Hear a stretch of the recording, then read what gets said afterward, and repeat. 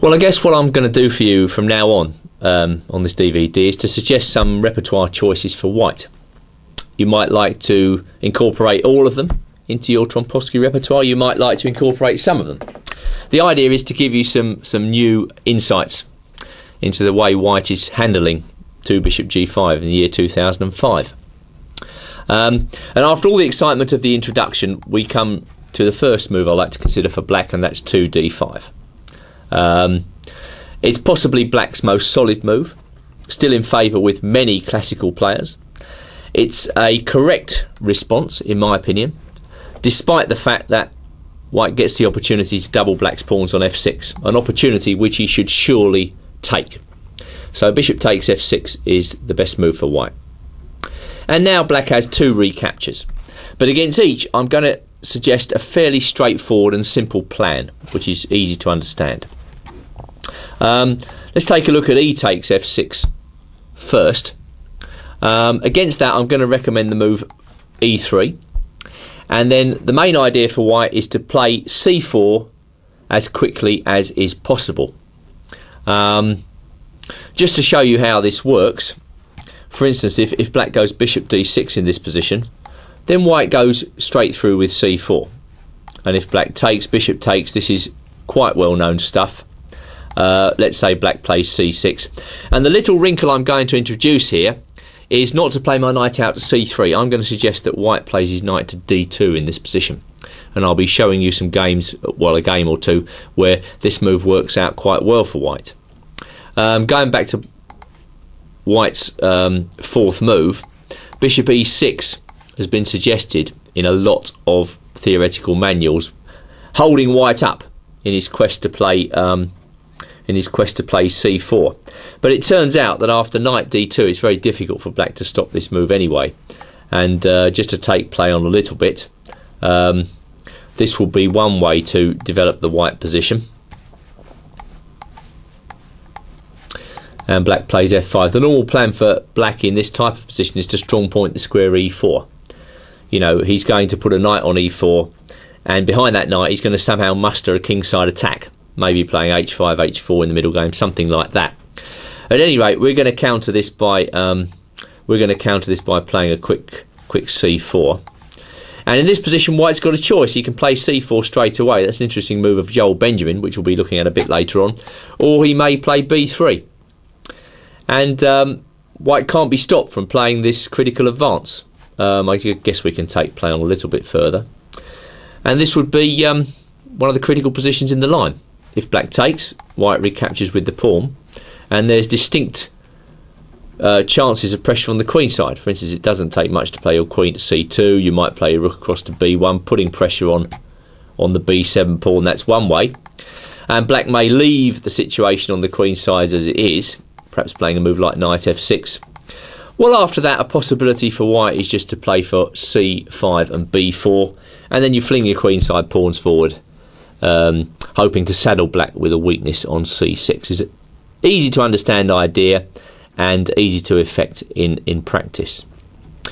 Well, enough of that. I'm going to show you some games now, and the first game I'd like to show you is a game Berg-Janssen versus Johansson, and this is from the Gausdal Troll Masters in the year 2000. And we're going straight back to the position after bishop takes c4, c6, knight d2. This is exactly the move order that was played in Berg-Janssen versus Johansson. And on the minus side, the knight is slightly less active than it would be on c3.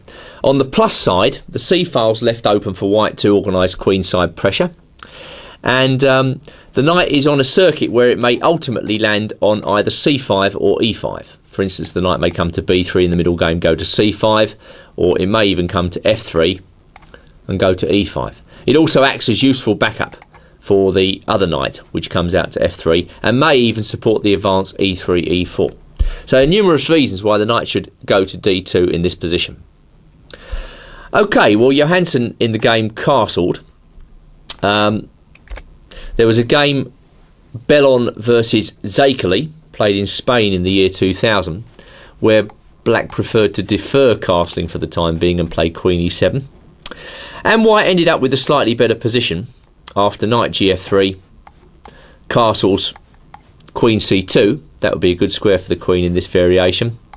Bishop e6, castles, knight d7, e4, rook fe8, rook fe1. And white is slightly better in this position. Again, it's very difficult to see how black is going to win such a position. You know, the two bishops don't mean very much. White's got a nice centre, and there are some prospects of putting pressure on the queen side in this position with perhaps a4, a5, stuff like that. At any rate, white has at least a slight edge in this position. So not a very attractive prospect for black.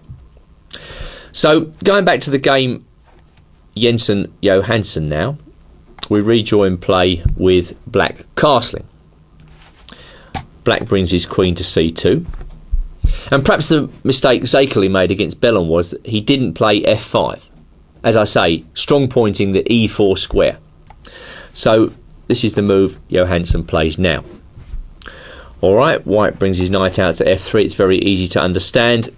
And now rook e8. Perhaps threatening to jab at white's centre by playing f4. White doesn't like that idea, so of course he sidesteps it by castling. Now black plays pawn up to g6.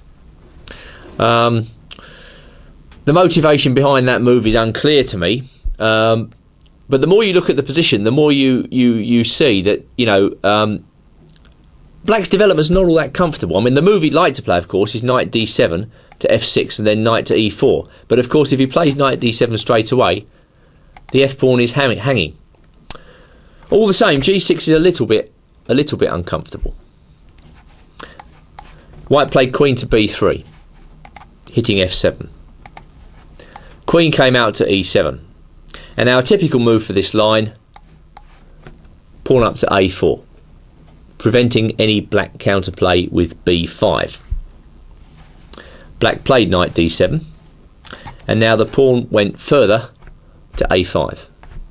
And black continued with his knight's tour, hoping to strong point this square. Now white played an excellent move, I think. Knight to e5. Very good timing. The knight lands on its most effective post and immediately forces a concession because, of course, f7 is en prise. Black must probably take this knight. He played bishop takes e5. If we just go back, the only other move really worth considering in this position is bishop e6. But after that, I think white can just take this bishop. F takes e6, and now a6 is a bit annoying, actually. This would be a typical undermining of the black queen side in this particular variation.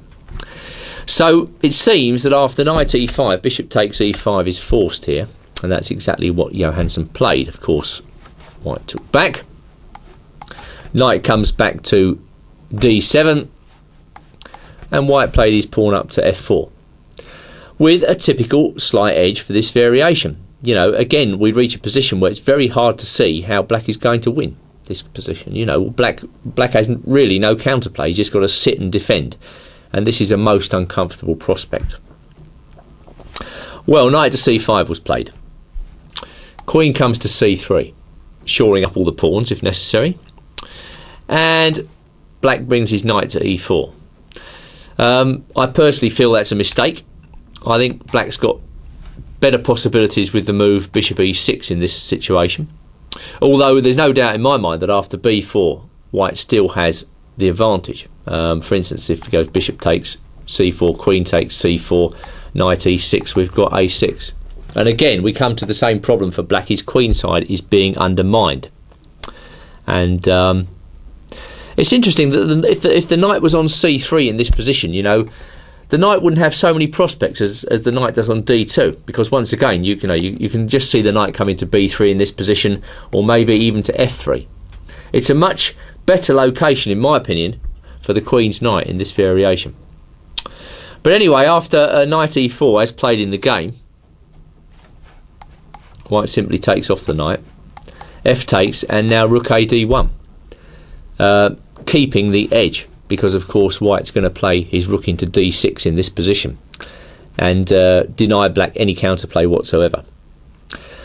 Well, the best black can do in this situation is basically to try and exchange pieces and to attempt to make a draw. So bishop e6 was played. White takes this bishop. Queen takes, and now the rook comes into d6. Going back,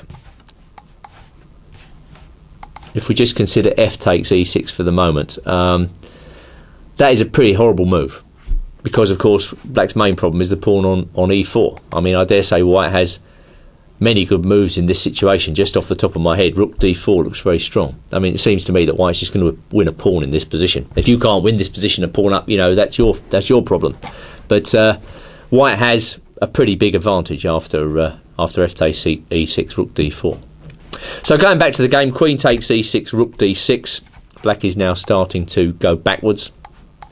Black doubles up on the d file. Black tries to challenge that advanced rook. But now a very strong move for white, and perhaps you'd like to stop the DVD here and try and see what white plays in this situation. Okay, well, Berg Jensen played queen d4. Very strong move. That's a fork. It forces black's hand. Attack on the rook. Attack on the pawn at a7. I think white's just winning a pawn in this position. So black hoovered off the rook. E takes d6, creating a very strong passed pawn. Queen goes to e6. Of course, black is probably lost now. Of course, white snaps off this pawn. Additional trump. Not too sure what to suggest here. In the game, black was probably pretty demoralised, and he played a move which, you know, shows how demoralised he is. The defensive rook d8. What to suggest? Well, queen b3 would be my suggestion in this position, trying to create some counterplay. But, well, white's clearly in the driving seat after the simple queen d4. I mean, he's protected everything. He's a clear passed pawn up. He should go on to win this position. But after rook d8, of course, the second pawn went west. Black can't take on d6 because of queen b8 check, winning the rook. So the game concluded very quickly. And that was it, game over. So pretty convincing game by white. A very good argument for putting the knight on d2 in the opening. And I just don't see how black plays for the win if white handles the variation in this manner. So it looks pretty good for white, I think.